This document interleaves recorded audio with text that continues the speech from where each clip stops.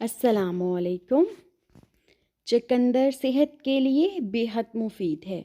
चुकंदर में ऐसी खसूसियात पाई जाती हैं जो आपके जिगर की सफाई करती हैं और आपके जिगर के जो हुलिये तबाह हो रहे होते हैं इनको दोबारा से बनाने में मददगार साबित होती है। इसके अलावा चुकंदर में कुछ ऐसे एंटीऑक्सीडेंट पाए जाते हैं जो हमारे गैर ज़रूरी और जहरीले मादों को जिस्म से निकालने में मददगार साबित होती है। क्योंकि जैसा कि आप सब लोग जानते हैं, जिगर हमारे जिस्म में एक ऐसा उज़्व है जो जिस्म में खून बनाता है। चुकंदर में vitamin A, vitamin B, C, calcium और फोलात की एक भरपूर मिकदार पाई जाती है। चुकंदर आपके जिस्म में मौजूद क़ुव्वत मुदाफ़त को बढ़ाता है। चुकंदर में एंटीसेप्टिक खसूसियात होती हैं जिससे सर की खुश्की का भी खात्मा हो जाता है।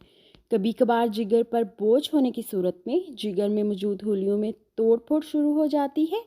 तो अगर हम चुकंदर का इस्तेमाल करें तो ना सिर्फ नए हुलिये बनना शुरू हो जाते हैं बल्कि इसके साथ साथ खून भी साफ़ हो जाता है। चुकंदर को खाने का तरीका,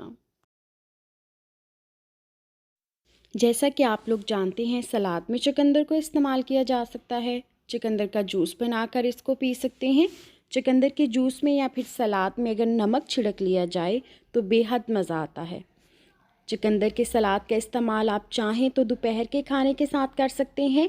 इसके अलावा अगर आप अपने जिस्म में तवानाई की कमी महसूस करते हैं किसी भी वजह से, तो इसका जूस पीने से जिस्म को बेइंतहा तवानाई मिलती है, क्योंकि इसमें नाइट्रेट्स की वजह से तवानाई की मिकदार बहुत ज़्यादा होती है।